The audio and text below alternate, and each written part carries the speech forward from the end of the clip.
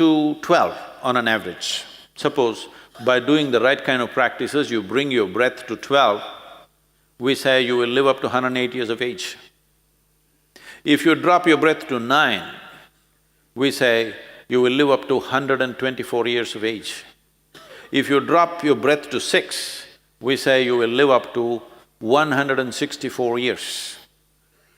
If somebody comes to a state where they come to a static breath, no breath for long periods of time, that means it's almost like you're hibernating and being reborn.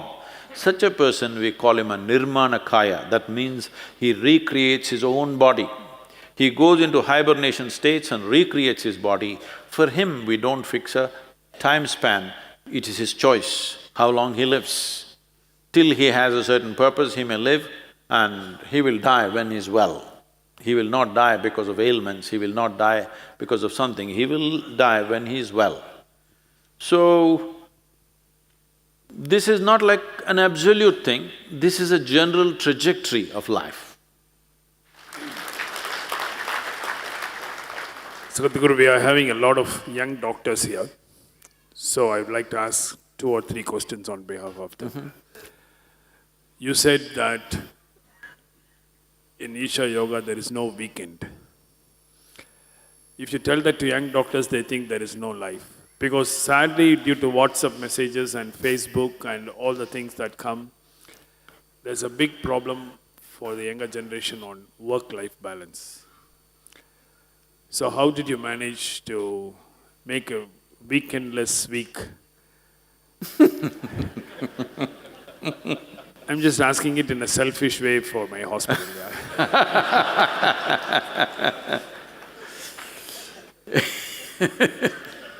See,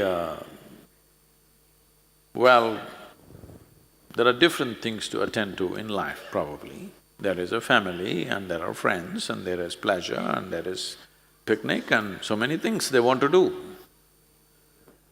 But I was… first time, many years ago, first time when I was in the United States,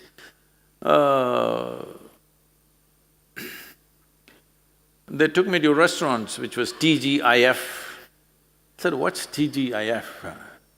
They said, thank God it's Friday. I said, what? No, the thing is, Friday afternoon means already they stopped working and they're thinking of a party. So they're living for the weekend. One who suffers the week and lives for the weekend is a very miserly life, isn't it? How come you don't enjoy the week? Only weekend? Simply because a whole lot of people, I am not commenting on your doctors, I'm saying generally a whole lot of people are doing things which don't mean a damn to them to themselves. It doesn't mean a damn thing to them, they're just doing it because it's a way of earning a living. Yesterday some television channel was misinterpreting what I said long time ago very badly. I said, when I was 10 years of age, I told my father, who was a very ardent physician, not a simple physician, very ardent.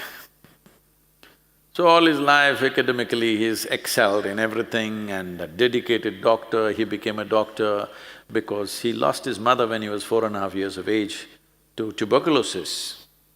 So there are very touching stories how he used to go to see his mother and she would put a towel on his face and kiss him because she was afraid she will infect him.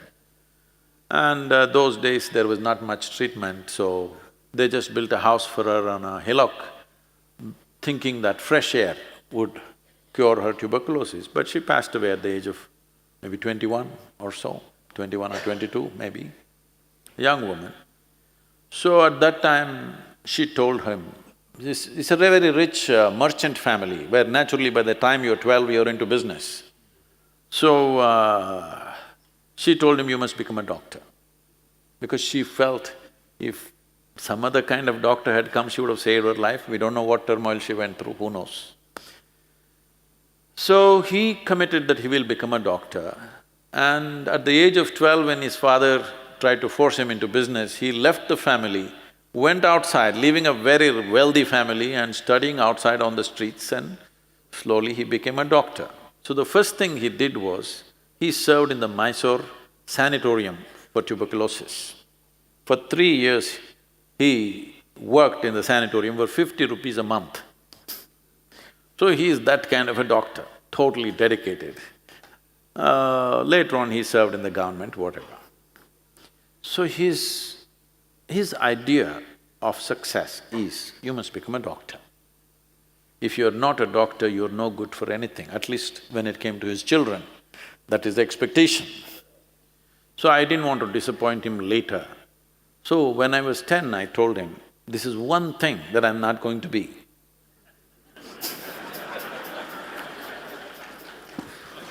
Did you know the future of doctors even then, or? No, so all along my father was always worried that I am not getting trained for anything specific. That after much struggle within himself, when I said no to being a doctor, he said, okay, at least take up engineering. Then I said, see, you don't know what you're talking about. If I said I don't want to be a doctor, if you told me be a veterinary doctor, be an Ayurvedic doctor, be a witch doctor, something, I would consider. But when I say no doctor, you say engineer. Yours is a social problem, you know, it's not an existential issue.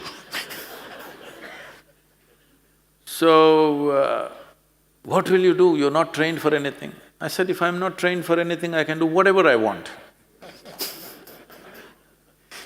Why I'm saying this is not with any disregard for him, he was such a dedicated doctor, people literally worshipped him wherever he went. Well, I looked at his profession with great respect, but not with regard. I hope you understand what I'm saying. I respected it immensely because it made a huge difference for people. I saw many times with my own eyes. My mother would always complain, it doesn't matter, because we were always in those kind of stations where in the middle of the night, any time calls will come and he will just go away. Any number of times, he will be having his dinner, phone rings, he will just get up halfway and go away. My mother would beg him, just 3 minutes, just finish this and go. But he would say no, and he would just go away. And sometime he will come at 2 a.m. or 4 a.m. in the morning. When I looked at this, that was the most impressive thing for me about him, that this man is committed, you know, about whatever he's doing, I don't care what he's doing, but he's committed to what he's doing, which made me very proud of him for that kind of commitment. But at the same time, he was talking to me in terms of having… how to make a living. Become a doctor, you will make a living. I said, I don't want to make a living like that. Then they said, become an engineer, make a living. I said, I don't want to make a living like that.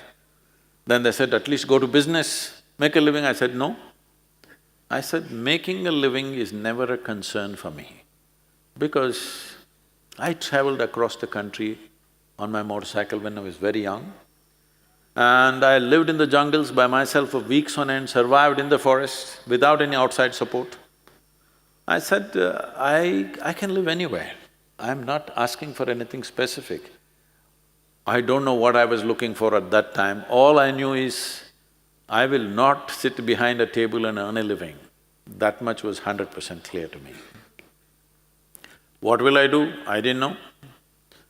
I just knew one thing, I'm here to live. Everything else here is here to live, isn't it? Why only human beings think they are here for some other purpose? Hello? All other creatures know they're here to live. It is just that for them, living means eating, sleeping, reproducing and dying, their life is complete.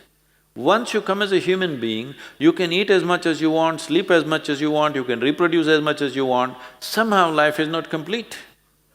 This is longing for something else.